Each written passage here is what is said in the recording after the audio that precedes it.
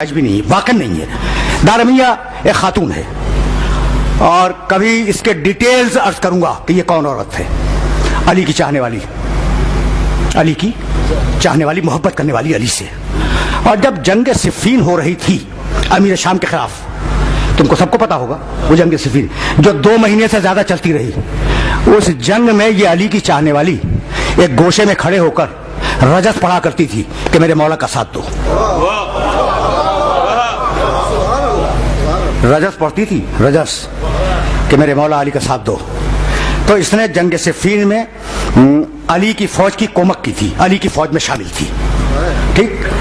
امیر شام مجھ سے بہتر تم جانتے ہو, جب جنگ ختم ہو گئی اور علی اس دنیا سے چلے گئے,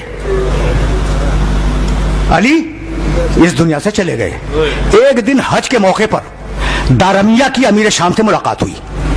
میں واقعات نہیں بیان کیا کرتا, بہت کم, میں تو استدلال دیتا ہوں, ٹھیک ہے نا, لیکن جی چاہا کہ یہ واقعات تمہیں ہدیہ کرو اور 2 جملے مصائب کے اور گفتگو تمام ہو جائے. حج کے موقع پر دارمیہ اپنے گاؤں سے آئی ہوئی تھی, وہ علی کی چاہنے والی, اور امیر شام شام سے تشریف لائے تھے حج کے لیے. لوگوں نے کہا امیر شام سے کہ آپ کو یاد ہے کچھ, صفین کی جنگ میں ایک عورت تھی علی کی فوج میں. کہا وہی جو رجس پڑھا کرتی تھی. کہا کہ ہاں. کہا آج وہ اتفاق سے میدان حج میں موجود ہے. کہا بھائی مجھے ملاؤ. کس نے کہا؟ امیر شام نے, مجھے ملاؤ. اس نے نہیں کہا کہ مجھے ملاؤ, اس نے نہیں کہا کہ مجھے ملاؤ. انہوں نے فرمایا کہ بھائی مجھے دارمیہ سے ملاؤ. لائی گئی دارمیہ. اب دیکھو امیر شام اور دارمیہ سامنے ہیں, علی کی چاہنے والی. چھوٹا سا واقعہ ہے اور اب خستگی محسوس کر رہا ہوں, فقط 2 جملے مصائب کے گفتگو تمام ہو جائے گی. آئی, سلام و کلام ہوا. کہا کہ دارمیہ تم تو علی کی بڑی چاہنے والی ہو, ذرا کچھ علی کے فضائل تو بیان کرو. کہا امیر شام اگر میں علی کے فضائل بیان کرنا شروع کر دوں تو موسم حج گزر جائے گا, فضائل ختم نہیں ہوں گے.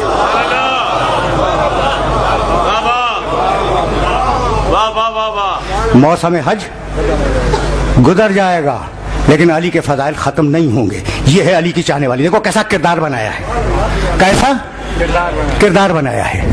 کہا اچھا ایک کوئی فضیلت تو بیان کر دو, کوئی ایک بات علی کے بیان کر دو.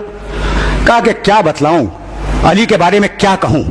علی جیسے تخت خلافت سے پہلے تھے ویسے ہی تخت خلافت پر بھی تھے, جیسے پہلے تھے ویسے ہی تخت خلافت پر بھی تھے.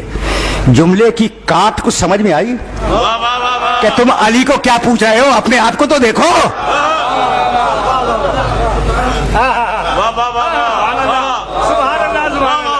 جیسے خلافت سے پہلے ویسے ہی تخت خلافت پر. کہا اچھا دارمیہ, اب دیکھو یہ کمال, کیا حلم ہے, کیا نفس کا سکون ہے. کہنے لگے امیر شام میں تو سب کی تعریف کرنے کا عادی ہوں, نتیجہ تم نکالو. میں ٹھیک ہے نا. کہنے لگے کہ دارمیہ اگر میں کچھ تمہیں ہدیہ کروں, اگر میں تمہیں کچھ مال و دولت دنیا کی ہدیہ کروں تو قبول کرو گی. کہا کہ ہاں کیوں نہیں قبول کروں گی, لیکن قبول کرنے کے بعد بھی تم رہو گے, علی علی رہیں گے.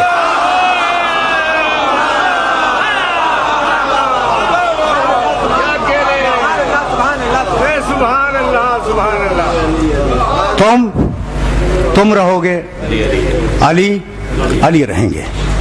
کہا اپنے خزانہ دار سے کہا, تاریخ کا واقعہ ہے, تاریخ کسی فرقے میں پابند نہیں ہوتی, تاریخ جو دیکھتی ہے وہ لکھ دیتی ہے. اپنے خزانہ دار سے کہا کہ اسے 100 سرخ بالوں والے اونٹ دے دو. سرخ بالوں والے اونٹ عرب کی مہنگی ترین قسم اونٹوں کی, ہزاروں روپے کا ایک.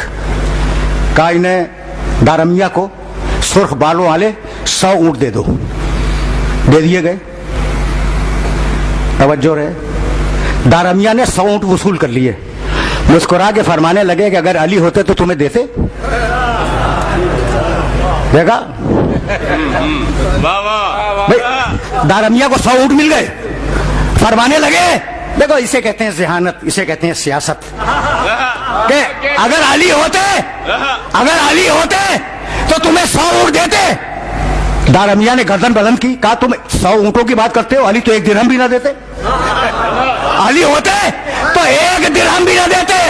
कहा क्यों? कहा अली का बैतुल माल गरीबों के लिए था, लोगों को खरीदने के लिए नहीं था।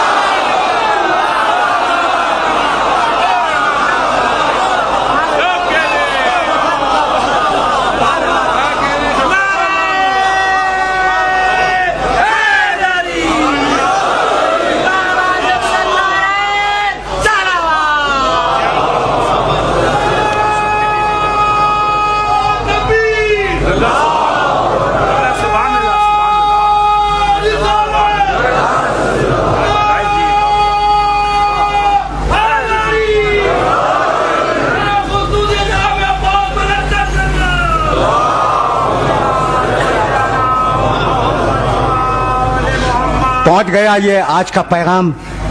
अली होते तुम 100 ऊँटों की बात करते हो, अली होते तो 1 दिरहम भी न देते। इसलिए कि अली के पास जो बैतुल माल था वो गरीबों के लिए था, लोगों को खरीदने के लिए अली बैतुल माल को इस्तेमाल नहीं करते थे। इस वाक़े से 2 बातें तो तय हो गई कि हॉर्स ट्रेडिंग बुजुर्गों की सीरत है,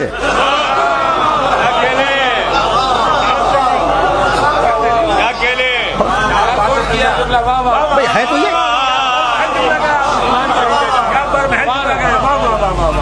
ठीक है ना, लेकिन इससे एक सबक और मिला कि दुनिया का, भाई दारमिया का वाकया तुम्हारे सामने, दुनिया का हर इंसान खरीदा जा सकता है, लेकिन अली का चाहने वाला कभी खरीदा नहीं जा सकता।